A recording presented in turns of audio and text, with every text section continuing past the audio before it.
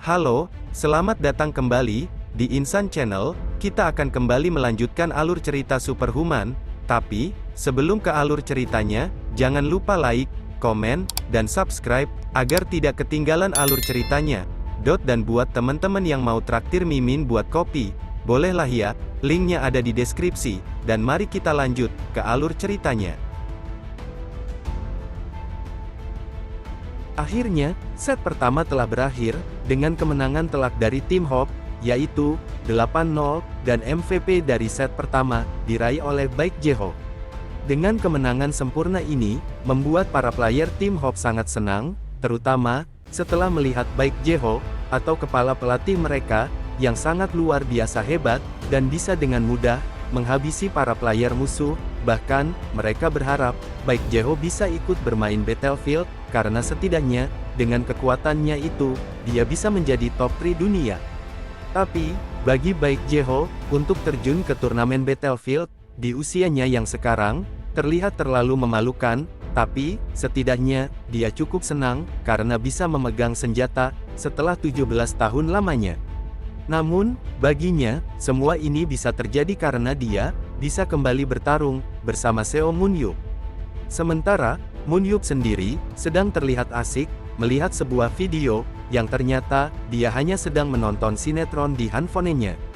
Lalu, scene pun beralih, pada kedua komentator, yang mengatakan, jika set kedua akan segera dimulai, dan field tempat mereka akan bertarung, juga sudah ditetapkan.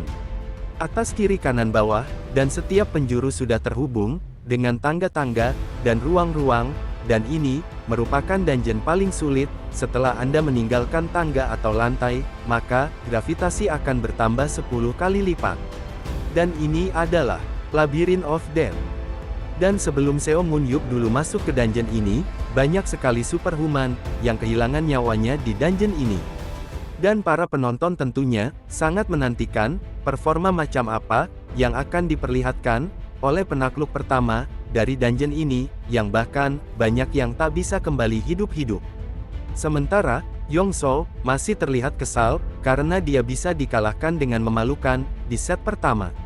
Namun, dalam hati, Seo Moon-yup terlihat kesal, karena dia terus-terusan berurusan dengan orang-orang idiot, setelah kembali dari final dungeon, seperti para wartawan, Girl Walker, para fans fanatik, dan orang-orang seperti Yong-soo.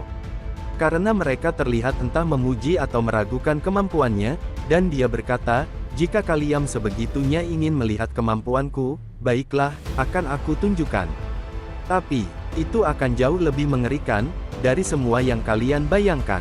Lalu, setelah mereka sampai di labirin, Jae-ho seperti biasa, ingin memberikan instruksi pada semua anggota timnya, namun, tiba-tiba, Moon-yup memotong, dan berkata, dia akan pergi sendirian, jadi, untuk sisanya, mereka urus saja sendiri.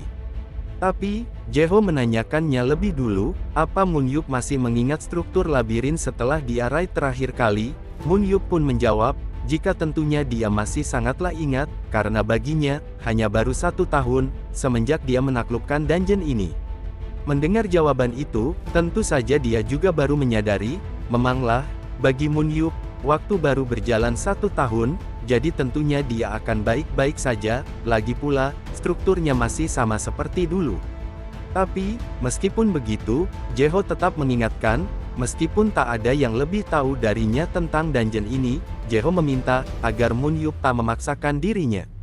Moon-yup hanya tersenyum, dan berkata, jika kekhawatirannya akan sia-sia, karena, Jae-ho hanya perlu bersiap, untuk kejutannya nanti. Lalu, Moon-yup menegaskan, jika kali ini dia akan serius.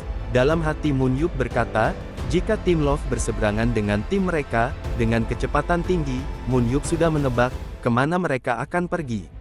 Di sisi lain, Hayeon tetap mengkhawatirkan Moon-yup, karena Jae-ho membiarkannya pergi sendirian, namun, Jae-ho mengatakan, dia memang kelihatannya seperti pengangguran, karena pekerjaannya setiap hari menonton sinetron di televisi.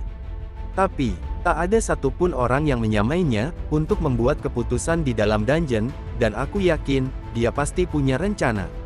Meskipun sebenarnya, dia sendiri pun cukup khawatir, dengan apa yang akan Moon-yup lakukan. Lalu, scene pun beralih pada Moon-yup, yang terus melaju dengan cepat, melewati setiap sudut dungeon, dan tiba-tiba, di tengah jalan, dia bertemu dengan sekumpulan skeleton warrior.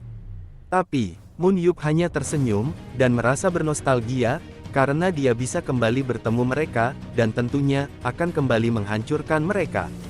Moon Yup pun langsung maju, begitu pula para skeleton itu, dan dengan gerakan yang sangat cepat, dia terus bertahan dan menyerang secara bersamaan, sehingga para skeleton itu pun, tak mampu memberikan perlawanan yang berarti, dan hanya menjadi samsak, yang satu persatu dia hancurkan.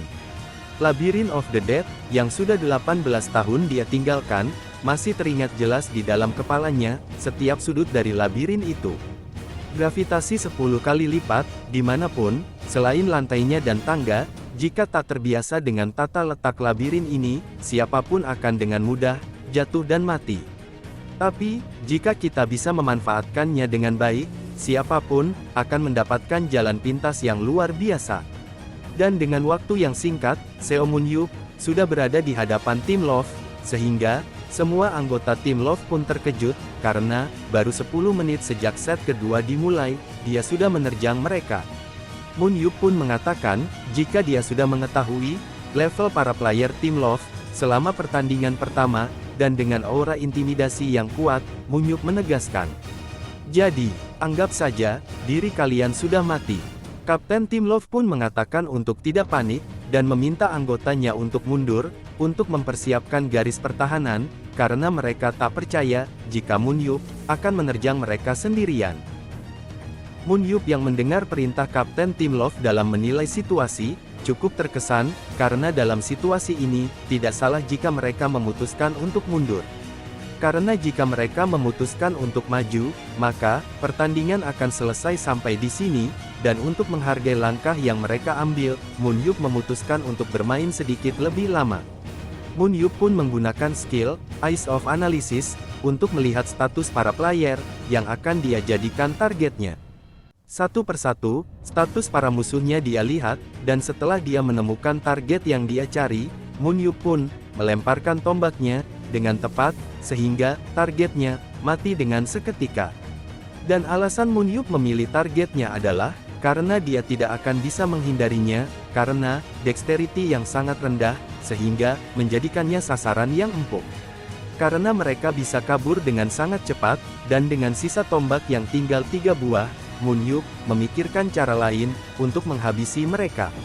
Sedangkan, tim Love yang sudah kelelahan kabur dari Moon Yup, berhenti berlari, untuk melihat situasinya, karena ada kemungkinan, Seo Moon Yup, dan anggota tim Hope lainnya akan menyergap mereka lagi.